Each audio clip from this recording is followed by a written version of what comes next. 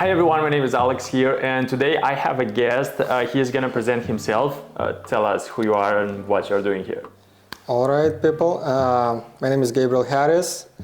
I am a real estate investor, and I'd like to talk today about how you can purchase your first house. If I can ask you a question, imagine you came to my open house, or even you just reached out to me, you wanted me to show you a property.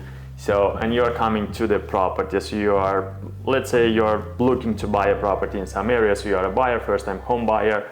So you came to my open house either, or maybe you just called me to show you the property. You came, take a look in the property, and then what's gonna be next? So what you're doing, or maybe you start doing some processes before that. Exactly, and that's a really good question. So I would like to give everybody a homework to do.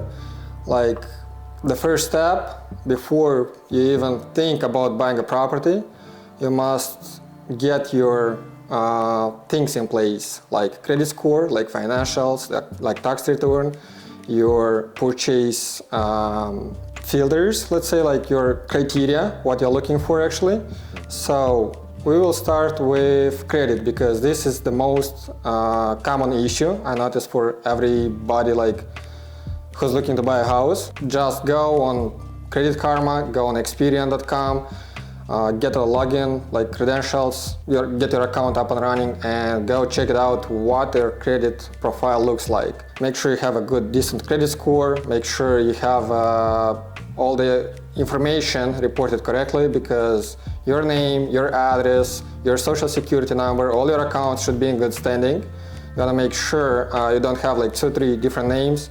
And if you do, please contact a credit repair business and make sure everything is cleared out and you have like only one name, only 1 or 2 addresses, couple of decent accounts. Make sure your credit score looks good, because you're gonna apply for a mortgage most likely. Yeah, this would be the first thing, credit score. Make sure everything looks good. Second thing would be check your financial status. Like, when you go to a lender, they're gonna request a 2-year of tax return. They're gonna check your statements for about 6 months or so. And if you're a 1099 employer, like a business owner or such, you're gonna have additional questions, like you have to provide proof of funds, providing your P&L to your lender. And once you have a pre-approval, guess what? Now you can contact Alex and jump into open houses, or you go like to properties you find yourself on Zillow, Redfin, Trulia, whatever, or actually can ask Alex to subscribe you based on your buying criteria. Easiest way would be, at least for me, I go on Zillow, I check like all the properties in the zip code I want, and then based on what I like and I don't like, I build myself a criteria, and I can share it with Alex. And it's gonna be what year is built, how many bedrooms, 2-story, 1-story, like recently remodeled or brand new or used property or whatever, like however you want to get into a real estate game. Like, some people want an old house, outdated, and they want to buy it at a lower price, come in with their crew and remodel everything based on their, based on their needs.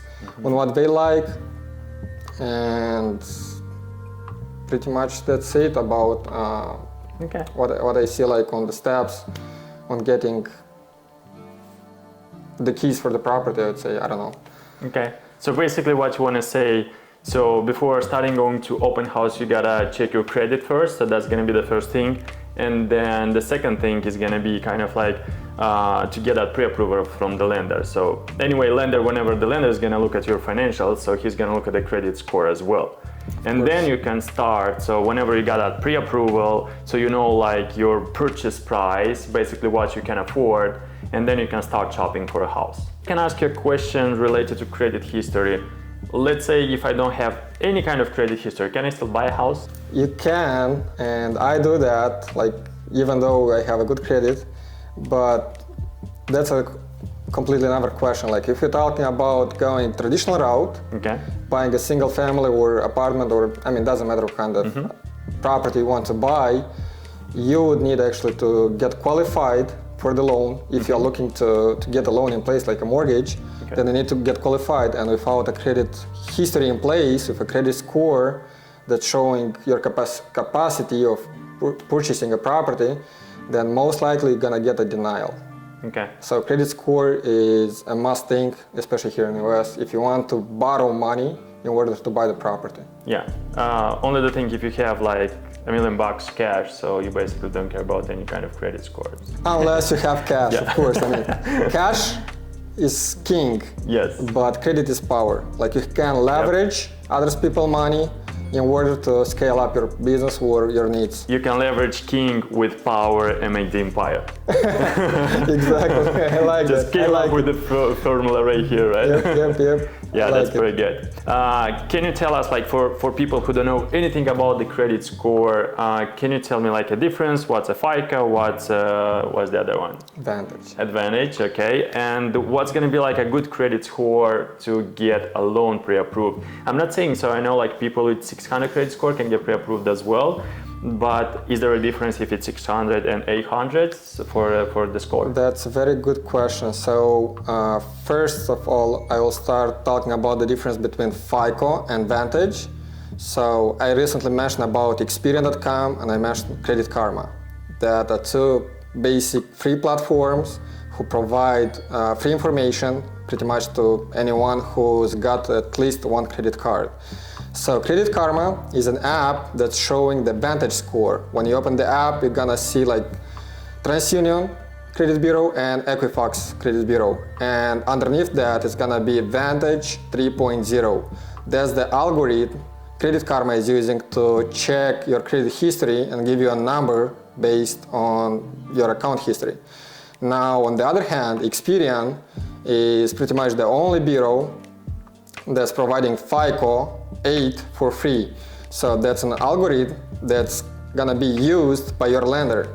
If you wanna borrow money for a car, you wanna borrow money for a loan, mortgage, a credit card, all the time the lender's gonna use the FICO score. So the next question would be like, what's the difference between having a 600 credit score and an 850 credit score when you borrow money for the mortgage? So a credit score is not gonna tell you the limit on the borrowing side, like how much you can borrow. The credit score is gonna tell you the interest rate you can borrow these funds on. And lower the credit score is, the higher the interest rate is gonna be. So let's say there's a person who's borrowing like 600K to buy a nice property at a 620 credit score, then most likely he's gonna get a way higher interest rate than the market average, what we have right now, like it's 7.5. So if you have a 620 credit score, you are F word. Like it's gonna be an 8+ interest rate and your monthly payment is just gonna kill you. But if you have an 800 credit score, we're talking about FICO now, then most likely you can play with the lender and actually even buy points, or you can apply to multiple lenders, and then they're gonna compete to work with you because they know you're 100% a client who managed his financials, his on-time payments, and you're a serious buyer and they want to deal with you, so they're gonna give you a discount actually. So if the rates are now like 7.5, you can get probably even 7.25 or 7 interest rate just because you have a really nice credit score. And about the numbers, I want to tell a little bit more. Like there's a difference when you have one credit card with 800 credit score and the second person with 5 or 10 credit cards with 750 credit score. How do you guys think, like who's gonna win the game? The one who's having 650 with 10 credit cards, or the one who's having only one credit card, 500 credit limit and 800 credit score? I mean, it's not only about the numbers, the 800, 750, 700, it's about the credit history by itself. So make sure when you guys work on your credit history, you want to improve it and open like new lines, credit cards, lines of credit, loans, like all these steps take some time, I understand that. but it's gonna help you guys later down the road on getting lower interest rates on whatever money you want to borrow. Okay. Yeah. So basically what I'm hearing from you, whenever you say like, if you're a client for a lender or not, so basically lender by these numbers and credit score, whatever you have on the report, is gonna check the level of the risk they are taking whenever they borrow this money to you for a mortgage, right? Exactly. And the more one-time payments you have, less risky you look in front of the lender. Yes, and as higher this credit score is, so basically you are less riskier for them, and then kind of like they are open to lend the money to you, right? So either it's for mortgage, for car payment, or even like a regular installment loan, right? Exactly. That's completely right. I think it's very important to know exactly what you have on your credit report. So if you can tell people a little bit more about how to pull up the credit history and maybe to check some kind of information, and then everyone can do that for themselves, and then they know whenever they're ready, or if they have to take some actions to make it ready to buy a house, for instance. There are two types of credit pull that I want to mention. There is a soft pull and a hard pull. When you go to a lender, they're gonna do a hard pull on your credit history. They're gonna check all three bureaus, and that's gonna hurt your credit history a little bit, because when you get a hard pull, it means a lender is requesting your information, and other lenders are getting notified that somebody just did a hard pull. But when you want to check your credit score by yourself, you can do a regular soft pull, and you can go online to annualcreditreport.com. Don't look at the ads, like first 2 or 3 websites, they're gonna be like ads from Google. Just look for literally annualcreditreport.com. You're gonna be able to request like all 3 credit bureaus, TransUnion, Experian, and Equifax. You're gonna answer to a couple of questions, confirming your identity. And once you download them, make sure you download the PDF. Like your time on the page is gonna be limited.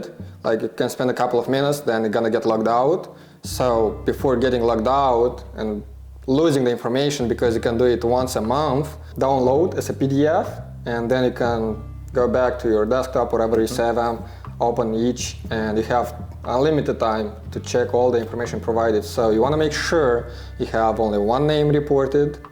You wanna make sure you have like 1 or 2 addresses reported. Doesn't matter if you used to live like at 10 different addresses for the last 5 years or 2 years, 10 addresses. Yeah. Make sure you have 2 addresses. Lenders don't like when you jump from one place to another one. Now, the next step would be to check your social security number, make sure it's yours and it's the only one. And then the next section is gonna be all the accounts you have, starting with revolving lines. A revolving line would be your credit cards, and then you have loans, like such cars, bikes, boats, whatever you have, like a rocket maybe, or a jet. And then it's gonna be the mortgage section, and then collections. You wanna make sure you don't have any collections. That means you have bad debt that's unpaid to debit collectors. You wanna make sure you don't have any collections. You wanna make sure all your payments are on time. So you're gonna see a credit history for each of your accounts. It's gonna be like either green box if it's okay, if it's paid. It's gonna be a yellow box if it's missed payment, and it's gonna be a red box if it's like late for, let's say, 90 plus days. Like a charge-off account or a collection or such thing is gonna be a red box. You wanna make sure you have green all over the places. So that's about it, like how you check your credit profile. And another question I have, and probably this is gonna be the last one for today. So basically you gave a lot of good information so far. Do you think people should somehow freeze or maybe lock their credit history, or that's not very important? And if so, why it's important to do that? That's a really, really good question, and I'm glad you asked it. So freezing, what is it freezing, like your credit profile? We all know right now all the information is being sold and purchased, and a lot of scam is going on right now. So for people, especially who don't often use Credit Karma and such apps to monitor your credit profile, you can get scammed easily by someone who's purchasing or hacking your social security number. They can open credit cards, installments, loans, even a mortgage. Maybe someone can borrow money using your name, your profile, to buy a house. And that would be crazy when you go apply for a lender for a mortgage and you want to buy a house and you get a surprise, I own a boat somewhere in Texas, but I never lived in Texas and I never actually owned a boat. So to prevent such things, I would recommend to go online to every single platform like TransUnion, Experian, and Equifax. Again, go back to Google, type in TransUnion freeze my credit, Equifax freeze my credit, Experian freeze my credit. You're gonna get redirected to their own website. You're gonna register, you're gonna get your own credentials, login and password. Make sure you don't share it again with anyone else, even your wife. Yeah. And or if you're doing, don't share it with the husband. Yep. And make sure you request a freeze. That's gonna place a lock on your profile, and whenever somebody or even you, if you go online and apply for a credit card, it's gonna get denied automatically, because no one is gonna get your information from the credit bureaus, and none of the lenders gonna provide an approval to someone who, even you, like you have to unfreeze it first. Yes. Let it go like 24 hours. This is how long it takes to unfreeze your profile, and then you can go and apply. So let's say today you don't plan to apply for a mortgage, for a credit card, for anything. Just go online, freeze it, lock it down, and whenever you plan to get a new house, a new car, a boat, a rocket, again a jet, just go online, unfreeze it. It's gonna take like up to 24 hours. Recently I noticed it's gonna take like 1 to 2 hours, honestly, but 24 hours to be on the safe side. And then go apply, get your approval, lock it down back. So this is gonna protect you and keep you away from all these issues down the road, like if you find, to prevent from scammers. Basically, whenever you lock the credit history, so you can still access that account on, let's say, Experian, and you can still see your credit history, right, and credit score. Nothing's gonna change. Yeah, but the only thing, so other parties, they will not be able to pull up your credit, right? That's exactly how it is. How it works. Yeah, and this is, I think it's very good, because a friend of mine, so he had stolen his identifications, and he found out that he has like truck rental and then some tractors, like some equipment, and somebody tried to get some loans on his name and all that stuff, and he had like a lot of issues with that, and then he was trying to lock it up everything and then to clear all that stuff, because it's not that easy to clear all this, right? Cleaning takes time, and I have seen it taking like 2 years, 3 years for some people, depends on the mess on the account. So yeah, you can wake up one day that you gonna owe a lot of money to a lot of people you never met, you never dealt with, never did any business with. And it's gonna be a headache, especially let's say you have a down payment for the house, you have your tax return in place, now you go to a lender, let's say not even going to a lender first, you go to Alex, you get a house, Alex sending you to a lender to get qualified for, you already know what house you want to buy, and the lender is telling you like, hey, actually your credit is messed up. So think what, like now you're gonna pay rent again, now you're gonna take a lot of time to fix everything, pay money for that, go to courts, police reports, a lot of BS you don't want to deal with. So easiest way, it's gonna take like 5 minutes to lock it down for all 3 bureaus. Okay, sounds good. Yeah, thank you very much for all this great information. I think people will benefit of that, and how to check their history and how to play with it, I will say it that way, to make it properly and to stay safe on that.